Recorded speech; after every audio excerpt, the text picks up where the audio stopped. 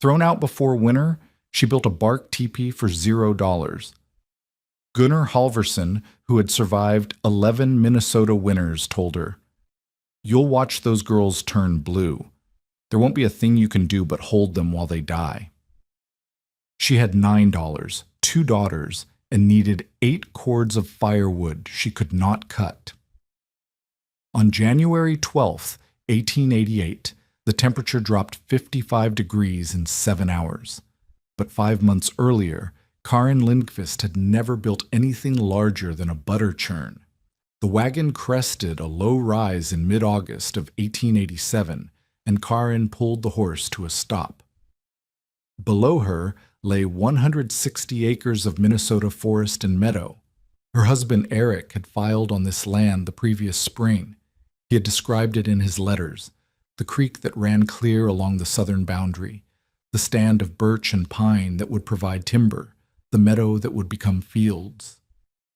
He had started a cabin before the typhoid took him. He had promised to finish it by fall. Karin climbed down from the wagon seat. Her daughters, Britta, 6, and Maya, 4, stayed where they were, watching their mother walk toward the half-built structure that was supposed to be their home. 4 courses of logs. That was all. 4 courses high, roughly 12 by 14 feet. No roof, no floor, no chinking between the logs. Eric had gotten this far before returning to St. Paul for supplies. He never came back. Karin walked the perimeter. She pressed her hand against the topmost log. The bark was still on it, rough under her palm. She looked up at the sky where a roof should have been. A crow called from somewhere in the tree line. Behind her, Maya started to cry. The sound carried across the empty meadow, and there was no one to hear it except Karin and the crows and whatever else lived in these woods.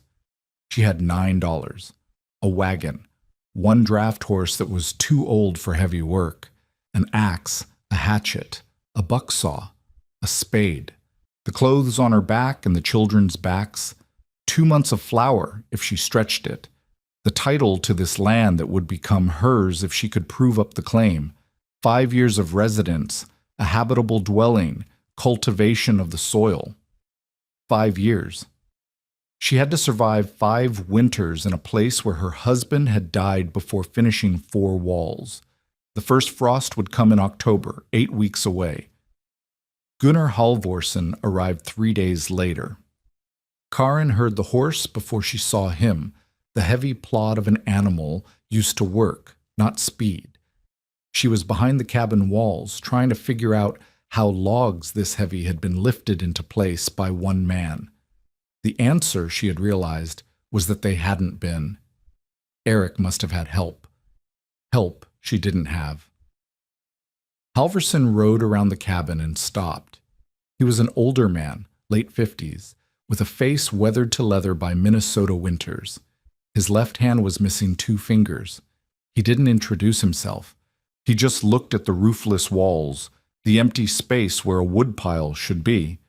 The woman standing alone with an axe she clearly didn't know how to swing. "You're the Lindqvist widow," he said. It wasn't a question. "I am."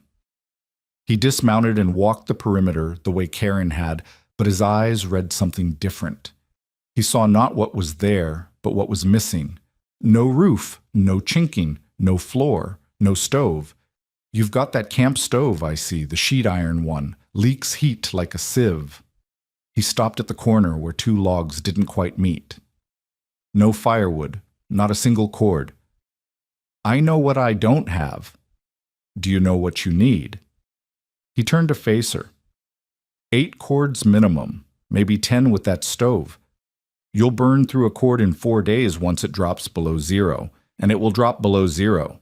It will drop to 20 below, 30 below, 40 below. I've seen it go to 50 below. I've seen men freeze standing up, caught between the barn and the house. 60 feet couldn't find their way. He pointed at the cabin walls. That's 3 weeks' work for a man with experience. Roof, chinking, floor. You haven't got 3 weeks. And you can't cut timber and watch children at the same time. Karen said nothing. Where are the girls? By the creek, washing. Halverson shook his head. Creeks got holes. Water moves fast after the rains. One falls in, gets lost in the woods, wanders onto thin ice come December. He stopped. You'll be burying them alone, if you can find them. I won't let them out of my sight. Then you won't cut timber. You can't do both. He walked back to his horse. I lost 2 fingers in the blizzard of '80. Watched a man freeze in a sod dugout that winter. Good man, experienced, just ran out of wood at the wrong time. I've buried 3 people in 11 years on this land. 2 from cold, 1 from a falling tree cutting firewood alone. He mounted up. A bark tent won't hold heat past November. You'll watch those girls turn blue, and there won't be a thing you can do but hold them while they die. Karin felt her hands clench. Sell the claim, Halverson said. Take what you can get. Go back to wherever you came from before the ground freezes. He rode away without waiting for a response. He'd given his verdict. In his experience, verdicts like that didn't need acknowledgement. They came true on their own. Karen did the math that night by firelight.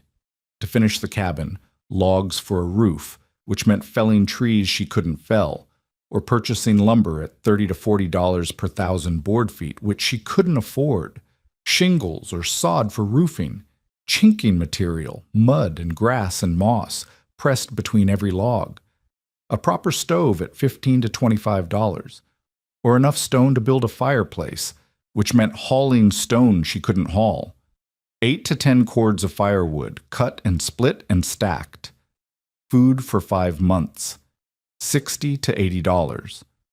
That was the minimum. She had 9. The labor required, cabin completion plus firewood cutting, would take an experienced man working alone 8 to 10 weeks. She had 8 weeks until frost. She had no experience. She had 2 children who could not be left alone. She lay awake on the wagon bed, the girls pressed against her for warmth, and she understood why Halverson had told her to sell. The numbers didn't work. They couldn't be made to work.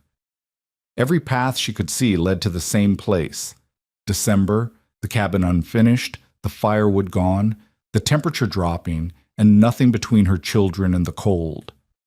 Britta stirred beside her. Mama, why aren't we sleeping in Papa's house? It isn't finished yet. Can you finish it? Karen looked up at the canvas over the wagon bed. Beyond it, stars she couldn't see. Beyond that, winter she couldn't stop. I don't know, she said. Go to sleep. The Ojibwe family was camped by the creek in early September. Karen saw them first as smoke, a thin column rising from trees she thought were empty. She should have been afraid. The newspapers in St. Paul were full of stories about Indians, none of them kind, but she'd been alone for 3 weeks, and the loneliness was starting to feel more dangerous than any stranger. She took the girls with her. They walked along the creek, following the smoke, until they came to a clearing where a structure stood that Karen had never seen before. It was conical, 14 feet across at the base, perhaps 11 feet tall, made of bark sheets layered over a framework of poles. Smoke rose from an opening at the top, clean and straight. The door was a flap of bark that had been pulled aside. Inside, Karen could see a small fire burning. A woman emerged. She was perhaps Karen's age, dressed in a mix of traditional and trade cloth clothing. 2 children followed her, a boy and a girl, close in age to Britta and Maya. The woman looked at Karen. Karen looked at the shelter. How long? Karen asked, pointing at the structure miming construction. How long to build? The woman studied her. Then she held up both hands, fingers spread. 7. She pointed at the pole frame, then 3 more fingers. She pointed at the bark covering. 10 days total. She mimed working alone. Karen walked closer. The interior was warm, warmer than the morning air outside, though the fire was barely larger than what Karin used to heat coffee. The bark sheets overlapped like shingles on a roof, each one sewn to the pole frame with some kind of fiber cordage. The seams were sealed with a dark substance that looked like pitch. How much wood?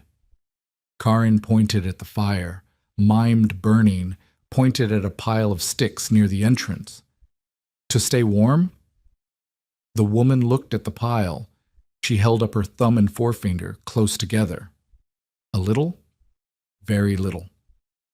Karin stood in the warmth of that bark-covered shelter, and something shifted in her mind. The numbers that hadn't worked began to rearrange themselves. She couldn't finish the cabin, but she could gather bark.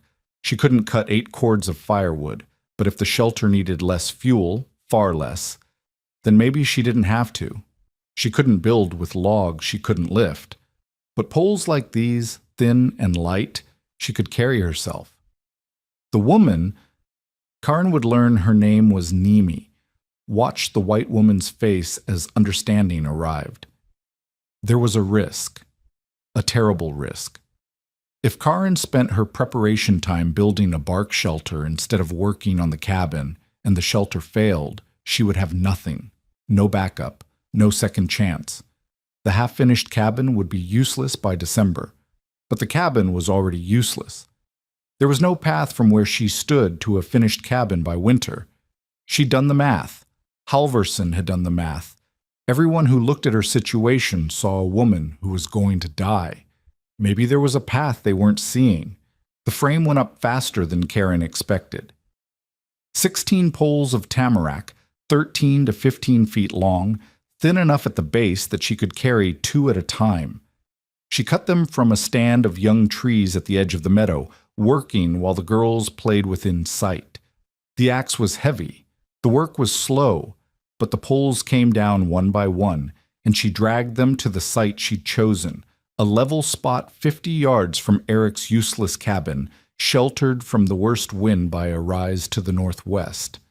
She dug holes for the pole bases with her spade, 8 inches deep. She set the first 3 poles as a tripod, lashing them at the top with strips of basswood bark she'd learned to soak and twist until they held like rope. Then the remaining poles, one by one, leaning against the tripod, lashed at every crossing point. By September 15th, the frame was complete. It looked fragile. It looked like something a strong wind would flatten. But when Karin pushed against it, the structure held. The forces distributed themselves through the lashing points, each pole supporting the others. She had built something. For the first time in her life, she had built something that stood on its own. Agnes Dahl arrived the next day. She was a widow, too, 2 years now, who had survived by remarrying a widower with a working farm. The conventional path. The path Halverson had probably meant when he told Karin to go back to wherever she came from. Agnes was 41, practical, and she had heard about the bark tent from someone who had heard about it from someone else. News traveled fast when there wasn't much of it. She walked around the pole frame, frowning. "Are you building a bark tent, like the Indians use?" "I am." "Karin, I know you're desperate." Agnes touched one of the poles, testing its strength. "But this isn't going to work. Those structures are for summer camps, for people who move when the seasons change. You're trying to winter in one place with 2 babies." "They're not babies. They're young enough." Agnes kept walking, her eyes moving from pole to pole. "The bark will crack in the cold. The seams will split. Snow will get in. I've seen it happen. My husband, my first husband, found a trapper once, dead in a bark shelter in February. Frozen solid. The bark had pulled apart at the seams." Karin had heard these arguments already, in her own head. She'd answered them there. Now she answered them out loud. The trapper didn't have a liner. An inner wall hung inside the frame, with a gap between it and the bark. The gap traps air. Dead air doesn't conduct cold the way moving air does, and the liner channels the smoke upward, keeps it from pooling. Agnes looked skeptical. How do you know this? I watched. I asked questions. I watched some more. Watched who? The Indians. Her name is Nimi. Agnes was quiet for a moment. Then she started a different argument. Have you thought about what the land office will say? A bark teepee isn't a dwelling, Karen. Not legally. The Homestead Act requires a habitable dwelling. When you try to prove up, they'll look at this. She gestured at the poles. And they'll reject your claim. 2 years of your husband's work, gone. 4 years of proving up, gone. You'll lose everything. This was a problem Karen hadn't considered. They require a dwelling, she said. They don't specify logs. They don't have to specify. Everyone knows what a dwelling is. It's a cabin. It's a sod house. It's 4 walls and a roof and a floor, with a door that locks and a stove that burns coal or wood. Agnes shook her head. You can survive in a bark tent, maybe, if you're lucky, but you can't build a life on it. You can't prove up a claim. You can't stay. Then I'll build a cabin later, after I survive this winter. With what money? With what help?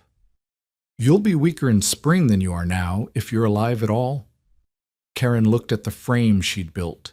16 poles, lashed and standing, the beginning of something.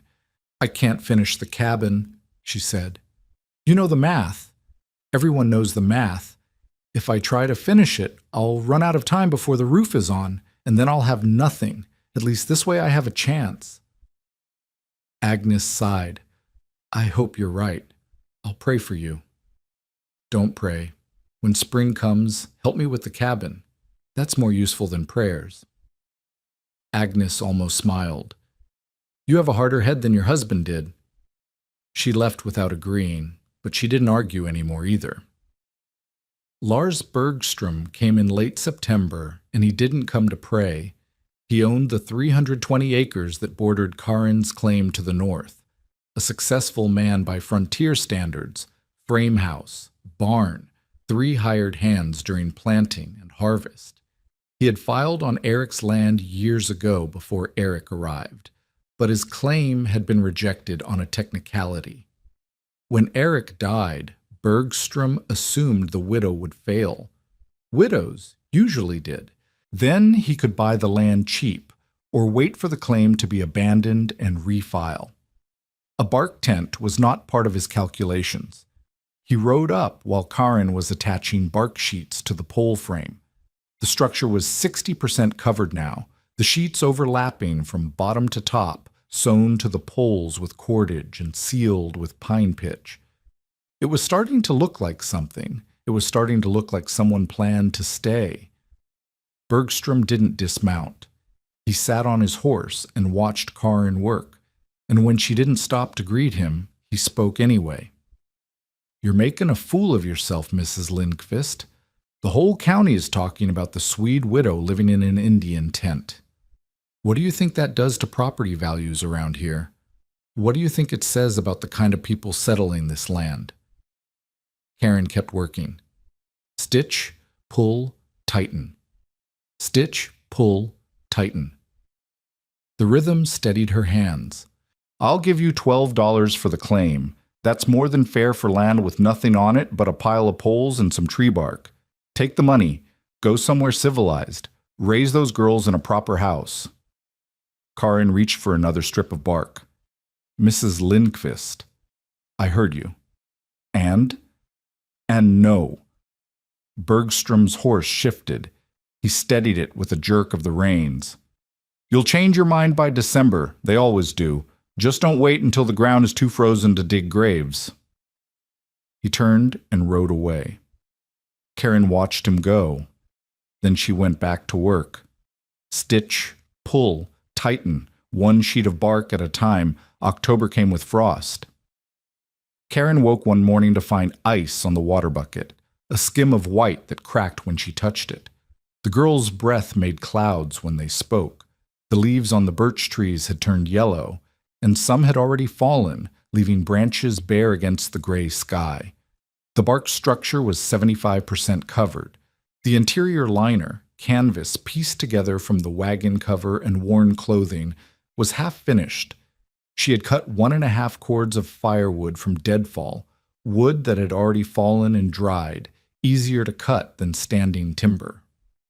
Halverson's voice in her head. 8 cords minimum, maybe 10. She wasn't going to reach 8 cords, but maybe she didn't have to. The bark shelter had less than half the volume of a cabin. The fire sat in the center, radiating heat in all directions instead of being stuck at one end. The liner trapped air, insulating the living space from the cold bark walls. Maybe 4 cords would be enough, maybe 3. She cut wood until her arms shook and then cut more. Britta helped carry the smaller pieces. Maya gathered kindling. They worked together as a family, doing work no one thought they could do, building something no one thought would stand. The storm hit in mid-October. Wind came first, a roar out of the northwest that bent the pine trees and sent leaves flying like frightened birds. Karin was on the far side of the structure, sealing a seam with pine pitch, when the first gust nearly knocked her down.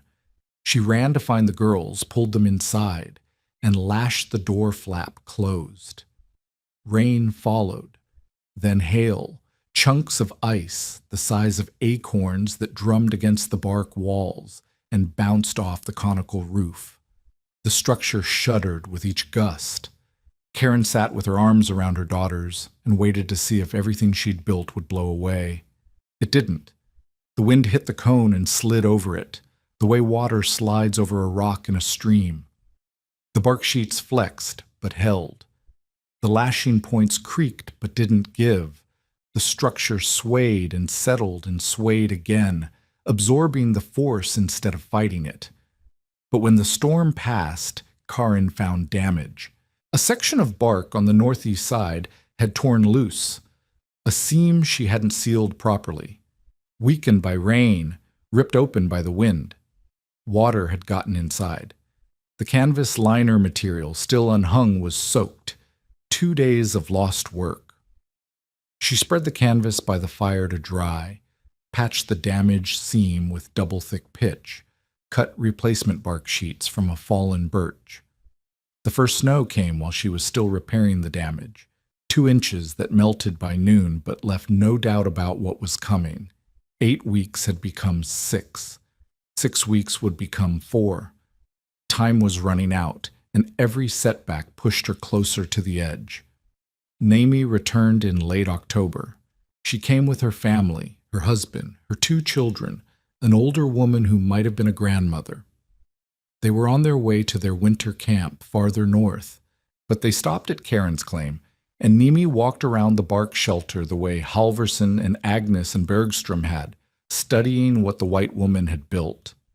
Karen watched her face for judgment. She saw something else instead. Interest, respect, concern. Nimi pointed at the smoke flaps, 2 triangular pieces of bark at the apex, controlled by exterior poles. Karen had copied them from what she'd seen at Nimi's camp, but she hadn't fully understood how they worked. The angle was wrong. Smoke was pooling at the top instead of venting cleanly. Without asking permission, Nimi climbed up and adjusted the poles. She showed Karin the correct angle for wind from the west, then how to change it for wind from the north. Smoke flap management, she seemed to be saying, was almost an art. It took practice. It took paying attention to the wind. Before she left, Nimi gave Karin 3 things: a bundle of prepared basswood cordage, better than anything Karin had made, a clay pot of rendered bear grease for sealing seams, and something she said in her own language that Karin didn't understand. Karin tried to pay with the last of her cornmeal. Nimi refused. She pointed at Britta and Maya, playing with her own children in the meadow. She spoke again, the same phrase, and gestured at them all. For them. For the children. That was how Karin interpreted it. They left the next morning, heading north. Karin watched them go. Then she turned back to the shelter and kept working. By the 5th of November, the structure was complete. 16 poles forming a cone 14 feet across and 11 feet tall. Birch bark sheets sewn to the frame in overlapping layers sealed with pine pitch and bear grease. A canvas liner hung 6 feet high on the interior, creating a dead air gap for insulation. 2 smoke flaps at the apex controlled by exterior poles. A door flap that could be lashed closed against the wind. Karin lit the first fire that evening. The smoke rose straight and clean through the adjusted flaps. The interior warmed quickly, far more quickly than she'd expected. She'd spent weeks in front of the sheet iron camp stove, feeding it constantly, never quite warm enough. This was different. The heat radiated from the center fire in all directions. It reflected off the liner and stayed close. Britta and Maya sat by the fire, eating soup made from dried beans and salt pork. Their faces were golden in the firelight. For the first time since they had arrived at the claim, they looked like children who might survive the winter. The structure had cost nothing. No cash anyway. It had cost labor and time and blisters that became calluses that cracked and bled. It had cost Karin 8 or 10 pounds she couldn't afford to lose. It had cost her standing in a community that already hadn't wanted her, but it was done. November had come, and she had shelter. She had 3 cords of firewood. Not the 8 to 10 Halverson had said a cabin required. But the shelter was smaller, and the fire was central, and the liner held the heat close. 3 cords might be enough. She would find out soon. She had enough food for 2 months, maybe a little more. Cornmeal and dried beans and salt pork, traded for sewing work she'd done for a passing trapper. If she rationed carefully, if the winter wasn't too long, if nothing else went wrong, but something always went wrong. And winter hadn't truly arrived yet. Halverson came in mid-November, curious despite himself. He found Karin outside the shelter, splitting firewood. He walked around the structure the way he had walked around the cabin foundation back in August, reading what was there and what was missing. But this time, there was more to read. He ducked inside. Karin followed him, setting down the axe. The interior was warm, perhaps 55 degrees, though the temperature outside was in the 20s. A small fire burned in the center, far smaller than what his own fireplace required. Smoke rose cleanly through the apex. He stood there for a long moment, not speaking. "It's holding for now," he finally said. "But this isn't winter. This is autumn with snow. Wait until it drops to 30 below. Wait until the wind comes off the lake at 40 miles an hour for 3 days straight. Then we'll see." He looked at her. She looked back. "You might make it," he said. "I didn't think you would. I'm not sure I think so now, but you might."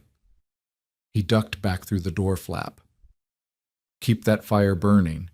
Don't let it go out. And if a storm comes, a real storm, not like what we've had, don't try to go anywhere. Stay inside, tend the fire, and hope." He walked to his horse.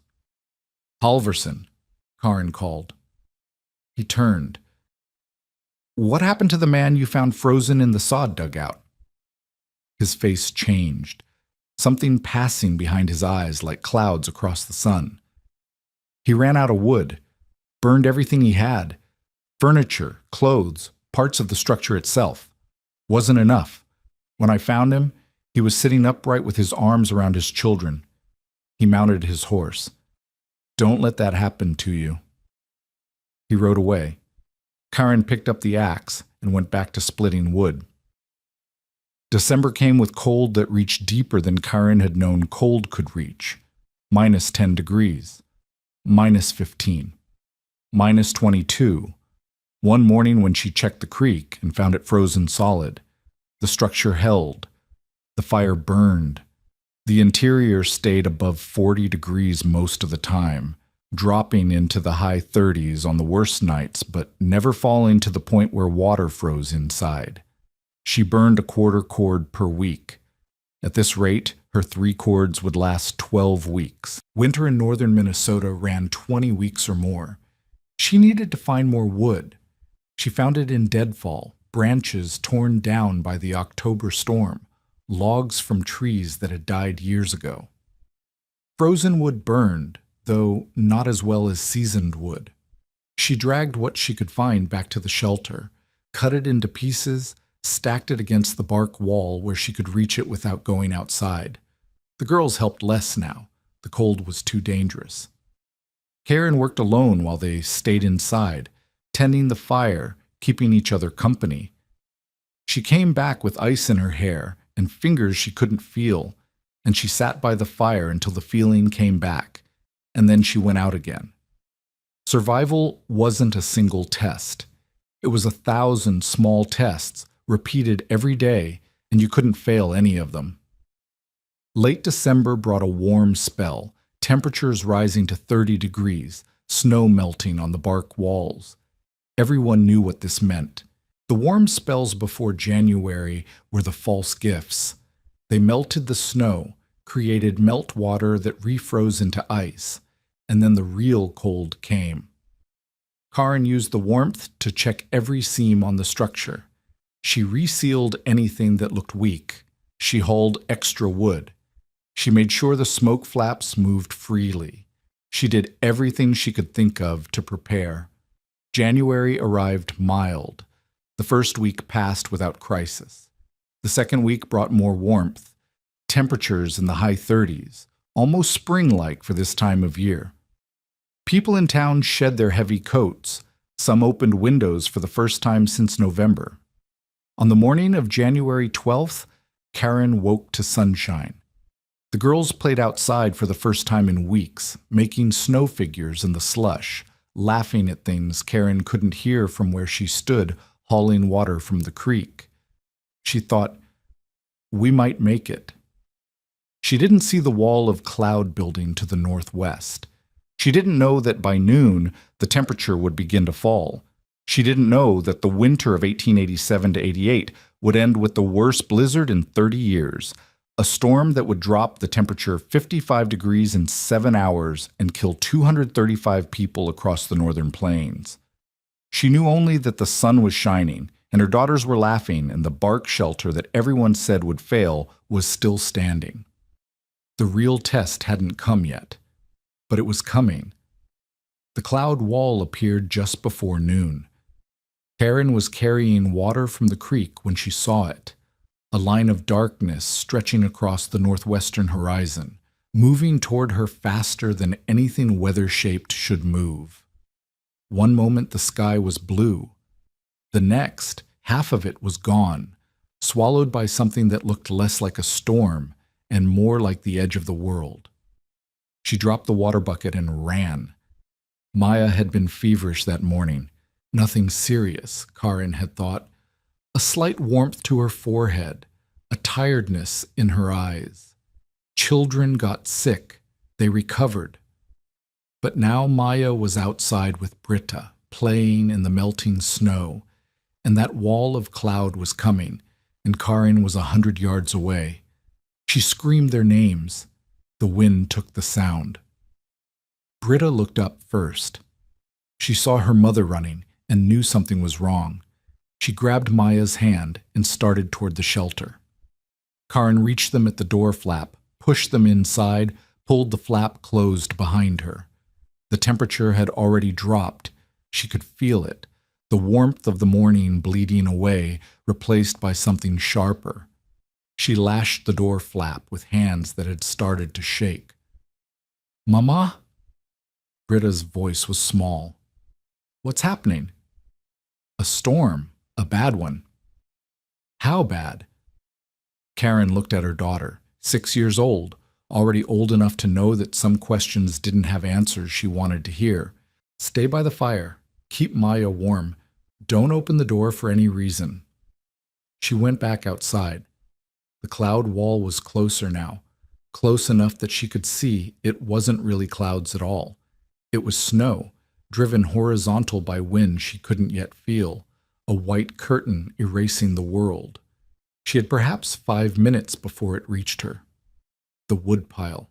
She'd left wood outside, stacked against the bark wall because there hadn't been room inside. She needed it inside. All of it. Every piece she could carry. She made 4 trips. On the 3rd trip, the wind hit. Not a gust, but a wall of moving air that slammed into her like something solid.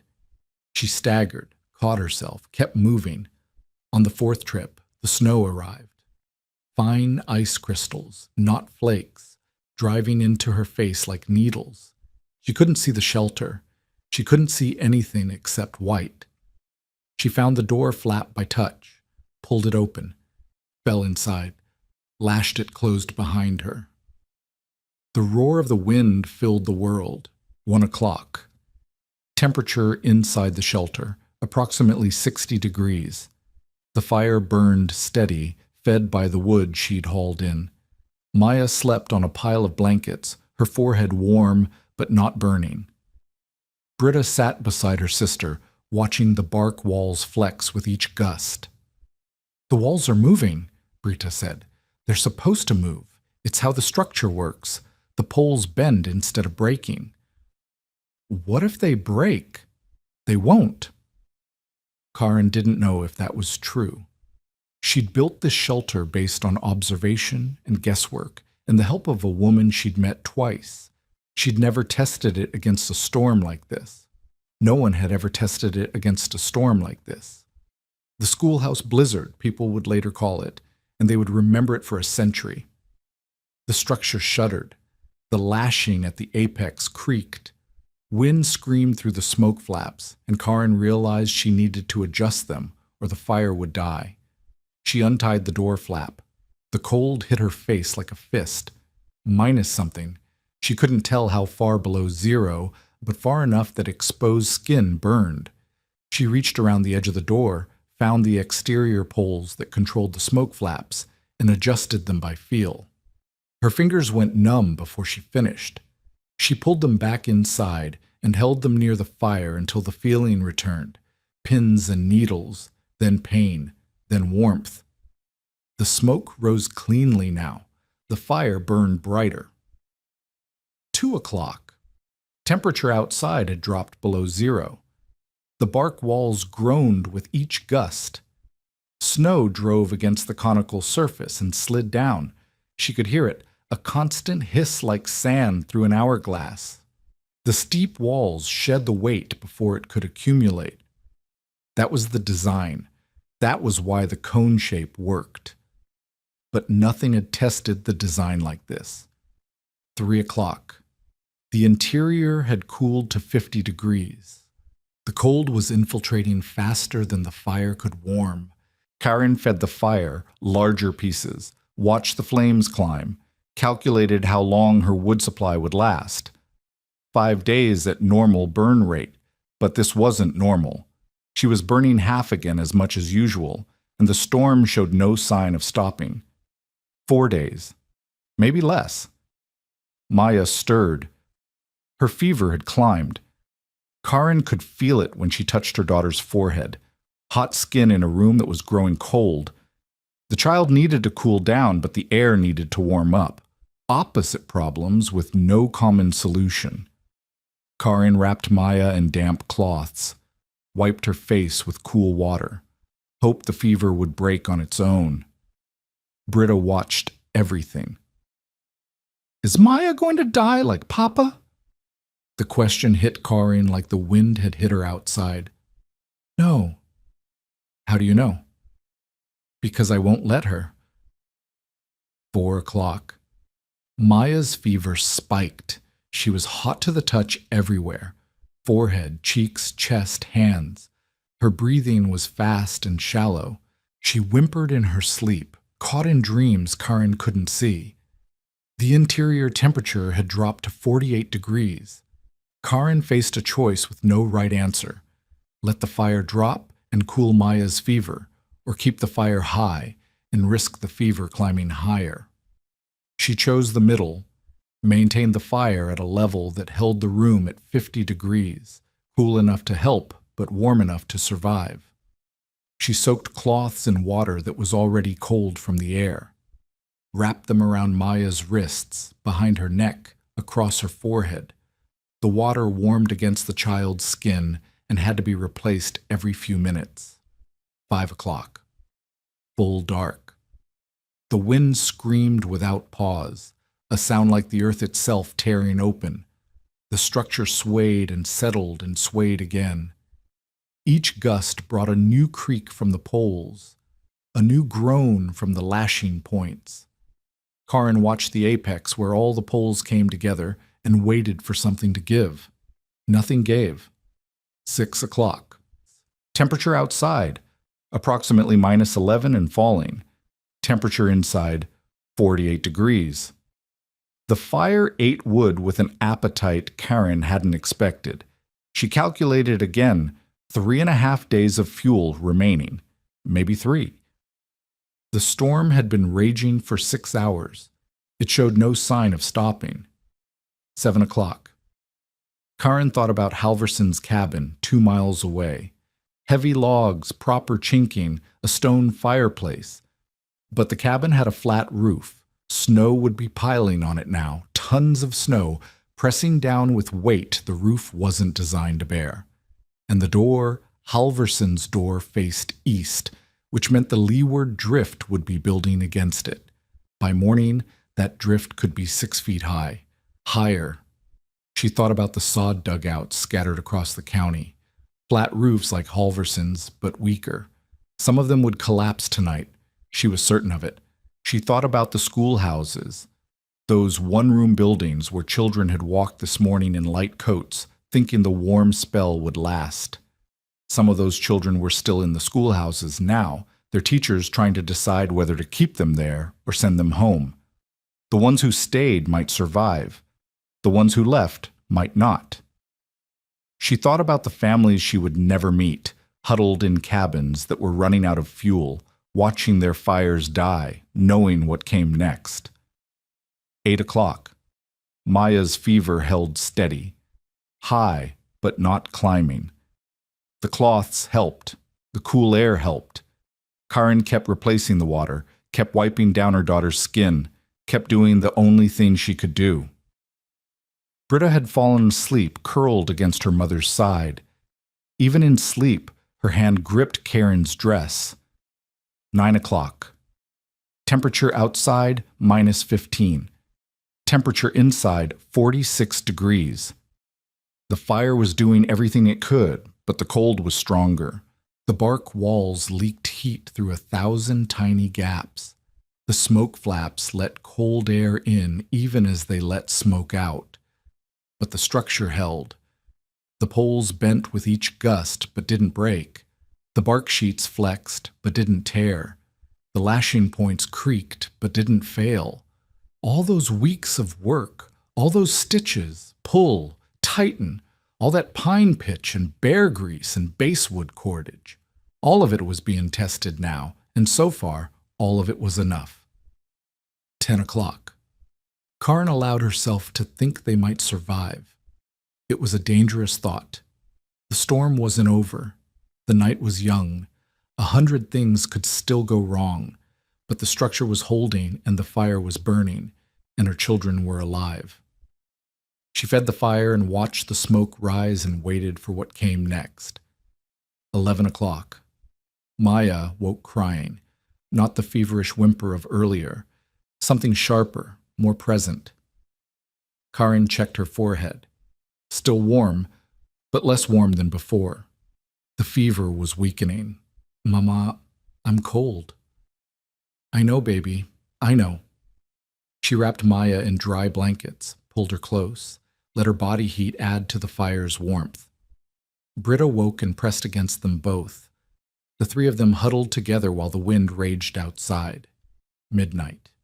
Temperature outside, approximately -25. Temperature inside, 44 degrees, the worst hour. Karin calculated. At the current burn rate, she had 3 days of wood remaining. If the storm lasted longer than that, she would have to make decisions she didn't want to make. Burn the blankets first, then the furniture she'd brought from the wagon, then the wagon parts she'd stored inside for exactly this possibility. After that, she would burn whatever kept her children alive, including pieces of the structure itself, if she had to. But she wasn't there yet. 3 days. The storm couldn't last 3 days. Could it? 1 o'clock in the morning, January 13th. The wind began to change, not stopping, not yet, but shifting direction, coming now from the north instead of the northwest. The sound changed, too, from a scream to a moan. Lower, steadier, still deadly, but different. Karen checked the smoke flaps, adjusted them for the new wind direction. The fire flared brighter as the draft improved. 2 o'clock. Temperature outside, -30. Temperature inside, 45 degrees. A degree warmer than an hour ago. The wind was dying and the fire was winning. 3 o'clock. The wind dropped. Not to nothing. Gusts still buffeted the structure. But the constant roar faded to something intermittent. The silence between gusts was almost louder than the noise had been. Karin looked at the apex. The poles were still in place. The lashing points were still tight. The bark sheets were still sewn to the frame. The structure had held. 4 o'clock. Temperature outside, -35. The coldest hour of the night as the sky cleared and heat radiated into space. But inside the bark shelter, the temperature was rising, 46, 47, 48 degrees. The fire burned steadily. The wood supply was diminished, but not exhausted. The storm was over. 5 o'clock. Maya's fever broke. Karin felt it happen. The sudden change in her daughter's breathing, the cool sweat that broke out on her forehead, the relaxation of muscles that had been tight with sickness. Maya opened her eyes, looked at her mother, and asked for water. Karin gave it to her.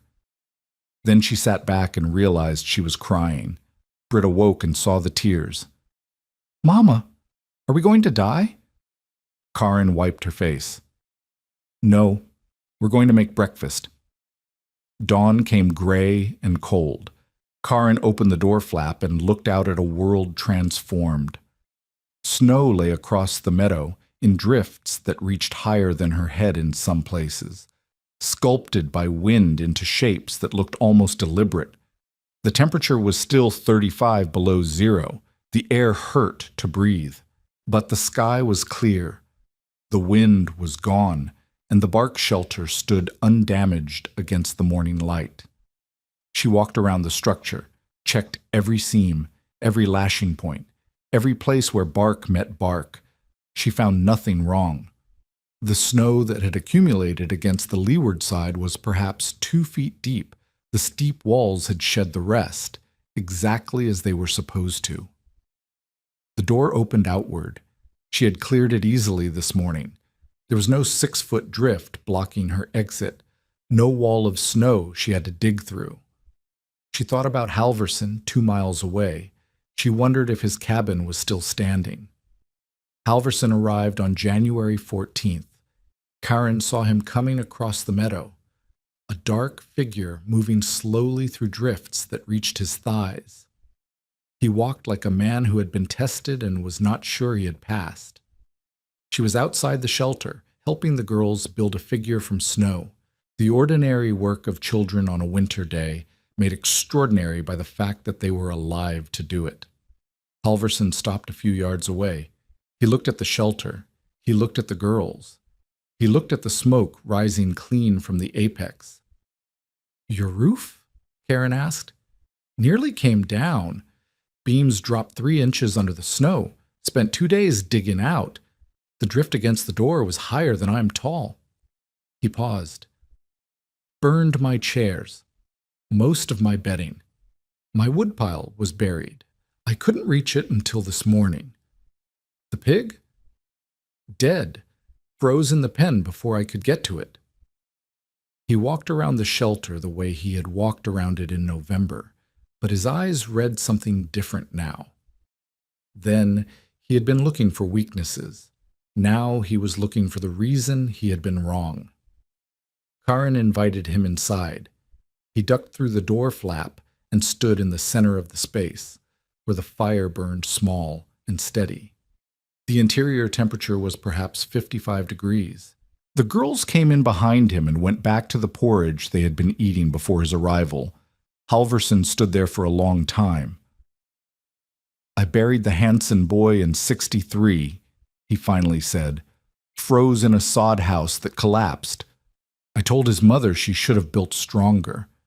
I've been telling people how to survive out here for 11 years. He looked at the bark walls, at the liner that held the warmth close, at the smoke flaps, angled perfectly for the morning's light wind. I never told them to build like the Indians. Maybe I should have." Karen poured him coffee from the pot by the fire. He wrapped his 8-fingered hands around the cup and drank. "How much wood did you burn through the storm?" "About a quarter cord." "A quarter cord." He shook his head. "I burned 2. More than 2. The structure is smaller, less air to heat." "I know." He drank more coffee. "You'll still have skeptics, the land office, the church folk, the people who need to believe there's only one right way to do things.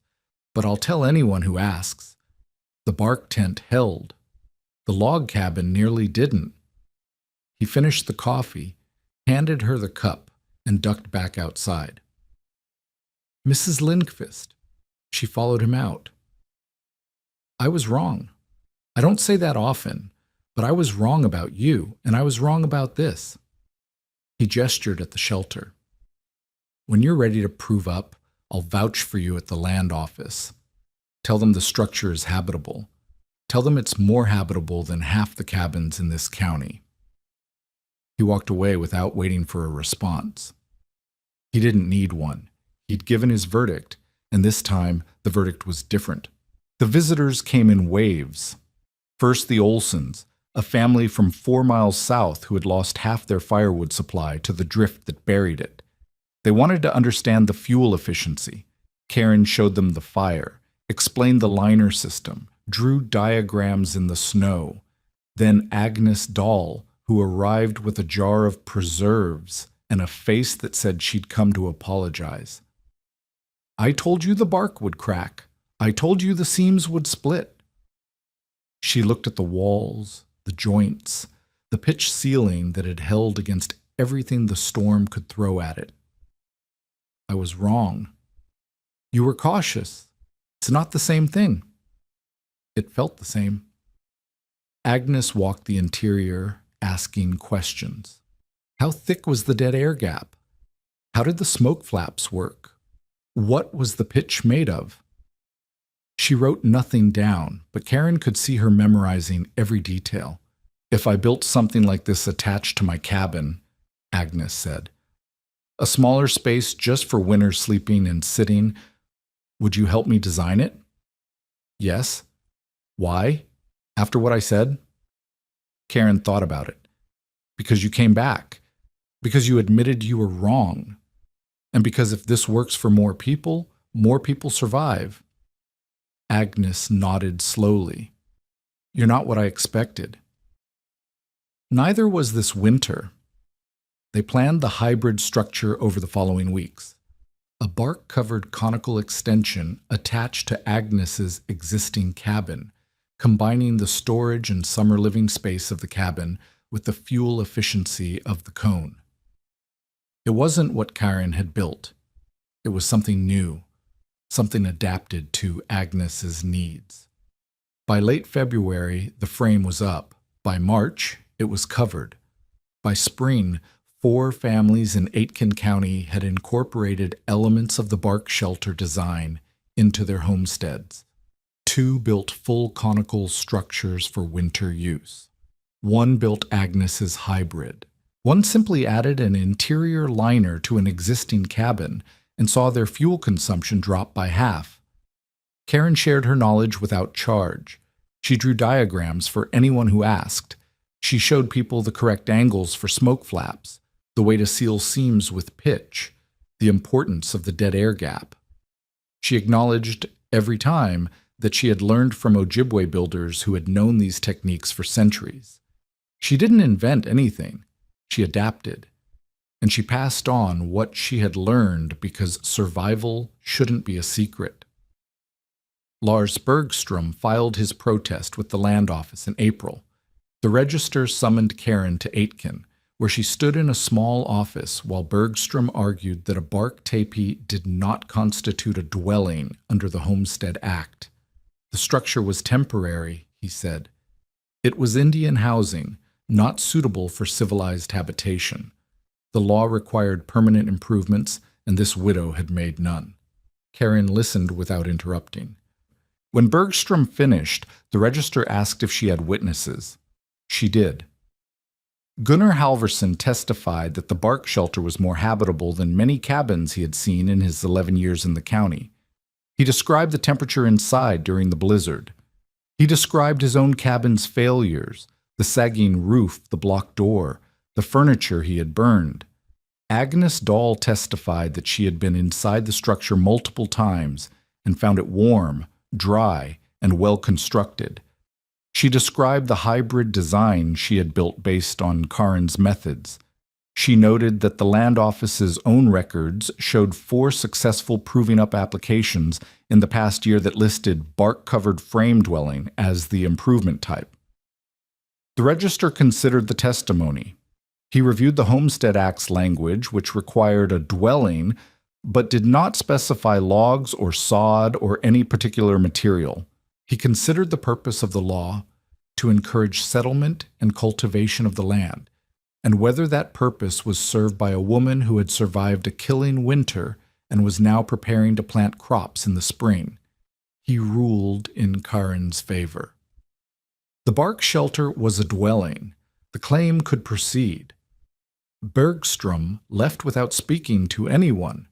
He sold his 320 acres the following year and moved to St. Paul. He never acknowledged that he had been wrong. Some people couldn't. By the winter of 1888 to 89, 7 homesteads in Aitken and neighboring Crow Ween counties used bark shelter designs or incorporated bark shelter principles into their construction. The specific techniques: conical frame, layered bark covering, interior liner, adjustable smoke flaps, spread through observation and word of mouth. No one patented anything. No one sold instructions. The knowledge belonged to anyone who needed it. The land office recorded 4 successful proving-up applications that year, listing bark-covered frame dwelling as the improvement type. Language that would have been unthinkable before the blizzard had become ordinary. The frontier was adapting, the way frontiers always did, incorporating what worked and forgetting what didn't. Karin Lindqvist proved up her claim in 1892, 160 acres owned outright, hers to keep or sell as she chose. She chose to keep it. She never remarried. She added a frame house in 1895, built with lumber she paid for in cash from years of selling butter, eggs, and seamstress work. The bark shelter remained standing until 1901, used as a storage building and, during particularly bitter cold snaps, as a warm room for the family. Britta married a schoolteacher in 1904. Maya contracted influenza during the pandemic of 1918 and survived. She credited her mother's insistence on proper ventilation, a lesson learned perhaps in a bark shelter where smoke rose clean and air circulated the way air was supposed to circulate. Karin died in 1923, age 68, on the land she had refused to sell. She is buried in the Aitken Lutheran Cemetery, 2 rows from Gunnar Halvorsen, who outlived her by 4 years. On January 12, 1888, the temperature dropped 55 degrees in 7 hours. Children froze in schoolhouses across the northern plains. Teachers who tried to lead them home died within sight of shelter they could not reach. Families perished in cabins whose roofs collapsed under the weight of snow and whose doors were blocked by drifts higher than a man could stand. 235 people died, and the count was probably low. The frontier didn't keep careful records of those who disappeared.